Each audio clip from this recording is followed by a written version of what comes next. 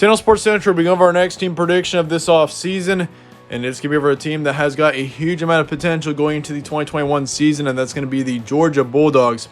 This team was 8-2 overall in the 2020 season. Not a bad year at all for this team, as they actually improved a lot over the course of the season. And of course, they were kind of beat up for a good majority of the 2020 season as well. And if this team is healthy going into 2021, I could see a great year coming out of Georgia. This team definitely could win the SEC East and also possibly have contention to win the SEC Championship. So there's a ton of potential with Georgia next season, and why this is what we're going over here today. We're going to go ahead and get started with Georgia's final prediction, and we'll be starting out with your season trends from 2020. Once again, this team was 8-2 last year overall. 4-1 in their first 5 games, 4-1 in their last 5. So overall, this team once again was great. I mean, once they got JT Daniels back, I mean, he was undefeated during his time as the starter for this team last season, and we could just see the amount of potential that he has and he brings to this team. Like, you could see how well he played in comparison to any other quarterback that played last season, Stetson Bennett in particular. I mean, Stetson Bennett's a good quarterback, but I mean, JT Daniels, when he was able to play for this team last season, I mean, he played outstanding. I mean, he had significantly better stat rates in comparison to Stetson Bennett last year when Bennett played. But looking at JT Daniels, they put up 1,200 yards, 10 touchdowns, 2 interceptions, and a 67% completion rate when he played. In comparison to Stetson Bennett, I mean, he had 1,100 yards and then 8 touchdowns and 6 interceptions. So that just gives you a big example there of the quarterback situation for this team. He also had a 55% completion rate, Stetson Bennett did, so that's actually 12% lower than JT Daniels last season. But looking at your trends, though, of course, you beat Arkansas 37-10. That was a good win there. Beat Auburn 27-6. Beat Tennessee 44-21. Absolutely knocked out Missouri 49-14, and then they beat Cincinnati in their bowl game 24-21 was the final score in that matchup. So overall, great season for Georgia once again. 8-2 is not a terrible record, and even though I'm sure it felt terrible to lose to Florida in that SEC East division, I think there's a very good chance you beat Florida for that division next season. It'll be a whole different story, I can guarantee you. Looking at your returning production for next season, once again, JT Daniels, he's coming back. Stetson Bennett's also coming back. So you got both of them coming back for next season, but JT Daniels will, and I will say will, be your starter next season, guaranteed. I mean, he's just a better quarterback in general, unless Stetson Bennett somehow gets drastically better. Yeah, JT Daniels will be your primary starting quarterback next season. So Amir White is also coming back. He was your top running back. Do not sleep on him. Put up over 800 yards, 11 touchdowns. James Cook is also coming back. He was your second running back. So you got both of your top running backs coming back from 2020.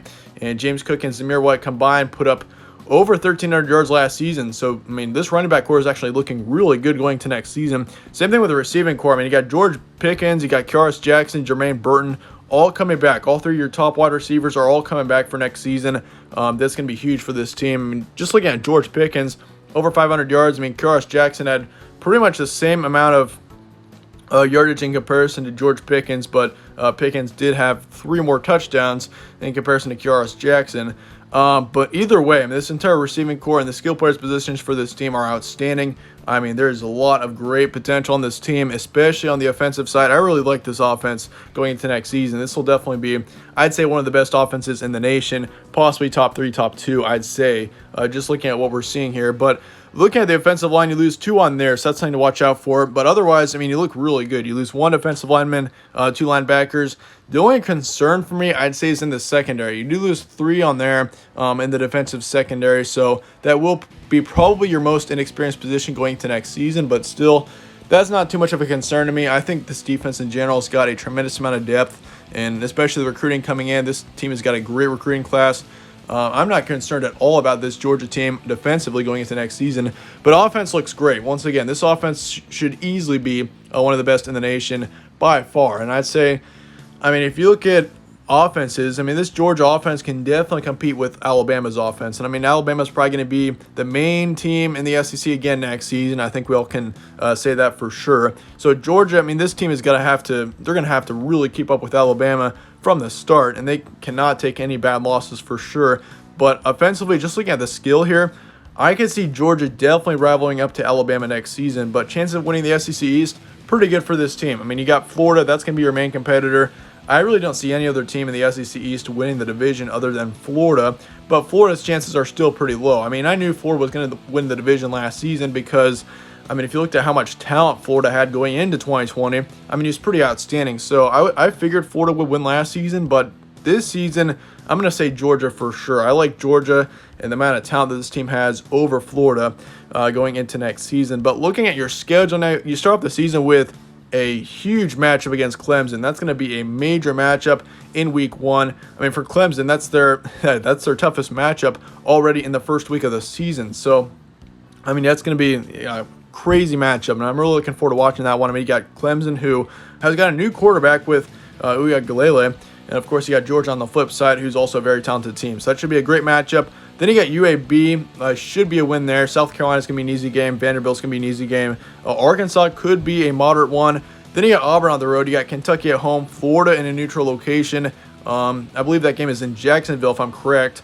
And then you got Missouri after that. You got Tennessee on the road, Charleston Southern, and then Georgia Tech to finish out your season. So overall, not a terrible schedule. I mean, looking at it difficulty-wise, I mean, you got Florida, of course. They'll probably be one of your toughest. Then you got Clemson as well. This would be a brutal schedule if you had Alabama on here. I mean, if you had Alabama, that'd give you Florida, Alabama, and Clemson all on your schedule, which would be very difficult. But otherwise, I mean, you do have a really tough non-conference game with Clemson. But looking at your conference schedule, it is not that bad for this team. I mean, you got Florida, and that's about it. Like, you don't have to play LSU.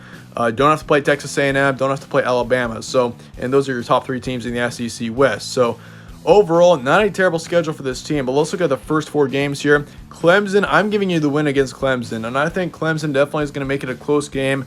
But I just think, I mean, Tigers are going to be pretty inexperienced going into that match. I mean, you got a new quarterback with Uiagalelei, and also with Clemson. That's a team that is losing quite a bit defensively as well. So it's not just on the offense, it's also on the defense. So I'm going to give Georgia the upper hand there. I really like Georgia, and I think this team will be more experienced going into that matchup against Clemson. So it's going to be a close game, no doubt, but I'm giving Georgia the win there in that matchup against Clemson. UAB is going to be a win, South Carolina is going to be a win, and Vanderbilt is also going to be a win. All 3 of those are going to be pretty easy wins, I will say. So you start your season 4-0, great start. You go into your October, which you got 4 more games there. You start off with Arkansas, which will be a win. I like the Arkansas game just because it's at home. But also I think Auburn then, of course, on the road. That could be a closer one there. I like Auburn next season. Bo Nixon team, and that team is going to be pretty good. So I will say it's a closer one, but I do think Georgia gets the win. Kentucky's going to be a win as well. So you got 3 wins. You're going to start off your season 7-0. Then you got Florida, which Florida, once again, I could easily see that game going either way. Like, that was a brutal game to pick for me, just because, I mean, Florida and Georgia both are such talented teams, and they always go neck and neck every single year, and it's always an intriguing matchup. But Florida, I'm going to give Florida the win in that matchup, and the main reason for that is just because, I mean, Florida is always, and I mean, the stakes are very high for Georgia at that point in the season, so you'd think, oh, Georgia's going to be more motivated, but I mean, even the great teams will slip up at some point, and I think Georgia is going to slip up there to Florida. I'm going to give the Gators the win on October 30th. So you're 7-1, no big deal. I think Florida's going to already have a winner or a loss or 2 going to that matchup, so you're still in front of Florida more than likely in the SEC East.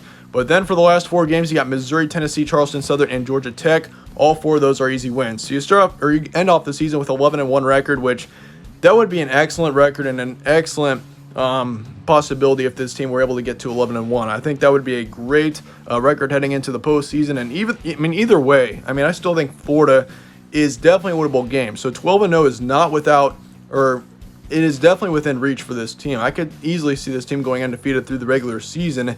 I mean, I think Clemson's going to be a win, but Florida, I do say you slip up there, but that's going to be the only loss for you next season. And I do think you will win the SEC East. I've got Florida at 10-2, so I do have you proceeding on to the SEC Championship, which, once again, that is a big goal for Georgia, and that'd be a huge accomplishment for this team. But let me know your thoughts in the comments below on this Georgia team. I'd like to hear your thoughts on the Bulldogs in the comments below. I do appreciate you guys all watching. If you enjoyed the preview, slap a like on it, subscribe as well, as it does help out the channel. But once again, stay tuned for more from All Sports Central. I'll see you guys all later.